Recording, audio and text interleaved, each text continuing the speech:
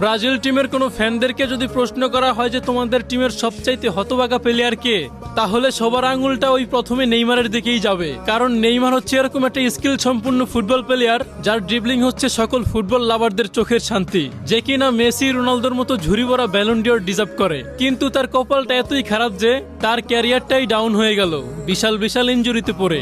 Argentina টিমের কোনো ফ্যানদেরকে যদি প্রশ্ন করা হয় তোমাদের টিমের সবচাইতে হতভাগা প্লেয়ার কে, তাহলে সবাই বুক ভরা বেদনা নিয়ে সেই পাওলো দিবালার কথাই বলে ওঠে। কারণ দিবালার ফুটবল খেলা দেখি সবাই ভেবেছিল দিবালাই হয়তো আর্জেন্টিনার দ্বিতীয় মেসি হবে, কিন্তু তার ভাগ্যের কি নির্মম পরিহাস দেখো, সে 2026 বিশ্বকাপেই চান্স পেল না। আর যদি কোনো ফ্রি ফায়ার লাভারকে প্রশ্ন করা হয় যে ফ্রি ফায়ার গেমের ভিতরে সবচাইতে হতভাগা প্লেয়ার কে, তাহলে আমি নিজেই ফ্রি ফায়ার লাভার হিসেবে বলবো বাংলাদেশ টপ ওয়ানের কথা। কারণ তার স্পোর্টস ক্যারিয়ারে ব্যর্থতার কোনো শেষ নেই। বাকিটা না হয় তার নামে তোমরাই 2 লাইন কিছু বলে যাও কমেন্টে।